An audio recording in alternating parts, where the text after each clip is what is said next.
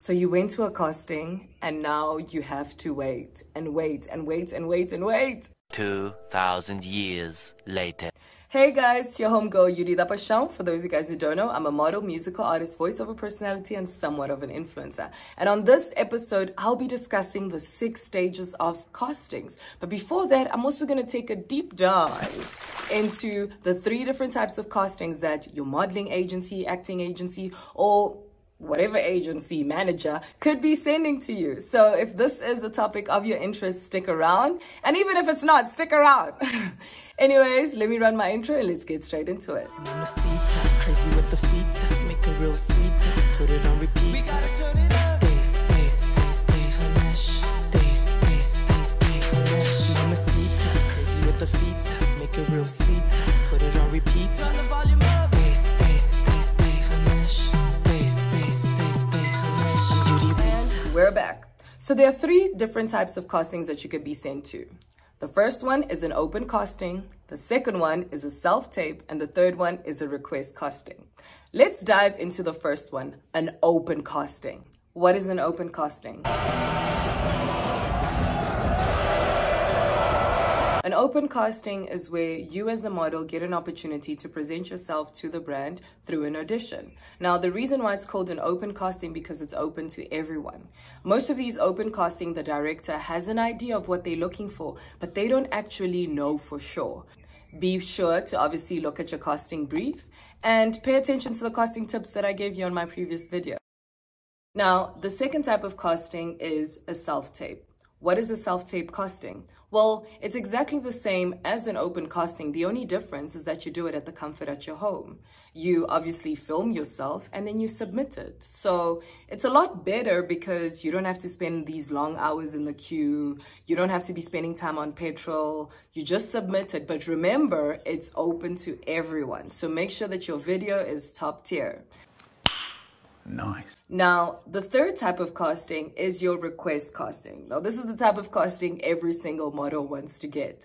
Now, request is a lot more smaller. It's not open to everyone. This is where the brand has already selected you amongst the hundreds and thousands of models that they've received, but you still have to attend it. So they might be aligned. Maybe the difference is that in an open casting, you could be there for 3 hours, 4 hours. In a request casting, you'll be there maybe for 30 minutes, 20 minutes, depending on how many people were pre-selected. Okay, but still do your best. And with all of that, in terms of the open castings, self-tape castings, and request castings, all of these castings are still done to your casting director. Now that you know what a casting is, let's dive into the 6 stages of casting. Now, the first stage of casting is basically where you attend the casting. Yes, we all know you go to the casting, you're there for hours, you know, you're still nervous, you haven't been selected, you make sure that you're hydrated, and you don't tell anyone, okay? Stage number 2. Now, stage number 2 is a callback. Now, what is a callback? This is where you can be a little bit happy, hey? Just a really bit happy, because it means that out of the hundreds and thousands, they have narrowed down to you. Okay, so by the callback, they're not going to have like 200 people anymore. They're only going to have the top 5. Now, in the callback, you actually audition to the director himself. Now, remember, in stage 1, you had audition to the casting director. In stage 2, you audition to the director himself, which is the director of the film, the movie, or the advert, or whatever, the campaign you're doing. Now, in the second stage, you want to impress. Hey, baby, I know what you're thinking. How did the statue get off its pedestal? Well, surprise, I'm real. So if you gave it your all in stage number 1, you make sure that your A game is in stage number 2, because he inevitably is the deciding factor of whether you'll get the job or not, depending on how much you impressed him. So be sure to impress him, the director or the client, in stage number 2. And again, do not tell anyone and don't celebrate as yet because you haven't made it. Now let's go on to stage number 3. The stage number 3 is that, okay, you attended the casting, you got the callback, and then your agency says, you got the job. Now you can be happy, but you ain't tell nobody, because that just means that you by the door. By this stage, you would have attended stage number 3, which is a wardrobe fitting. Now, what is a wardrobe fitting? A wardrobe fitting is now where you go and fit the clothes, you go and check. You will know at the end there who the director is. If there was another director, you're going to know who the client is. You're going to know all the people that made it to the ad and the campaign. You're going to go and actually fit and try the clothes. You will have an idea by this stage exactly what you'll be wearing. So by the wardrobe fitting, you can say you can celebrate a little bit until stage number 4, where you're finally shooting the ad, the campaign, or whatever the project is. He is the one. You are the chosen one, okay? There's no going back. At this point, you're celebrating, you're on set, you do the exact same things, if not different, that you did from stage 3 and 2 and and 1, and you give it your all. Obviously, in this situation, you get paid a day fee, so that's nice. And also, I forgot to mention, you also get paid a wardrobe fee, because most agencies should and do charge for that. So you obviously there, you're shooting, you now meet the director, you meet the clients, you know you are the chosen one. Do you celebrate? I say 50%.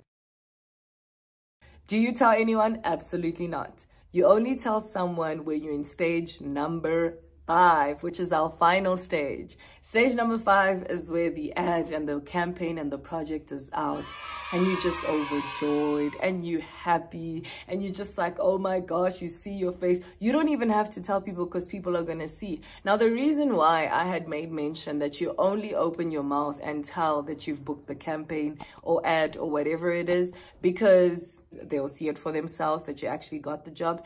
And also because you know that the day fee, the wardrobe fee, and the usage fee is cleared and paid to you within 30 to 90 days. Oh, Lord. Again. Again.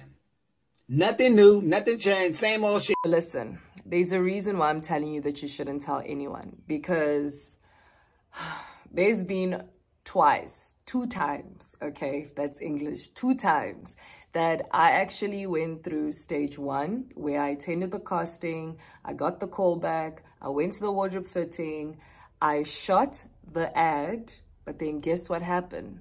When it came for the project to come out, they cut my scene. It did not air.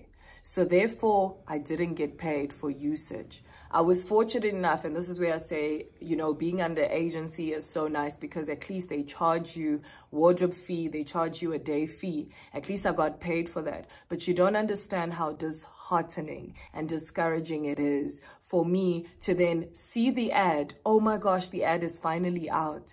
And then you realize your scene is not there.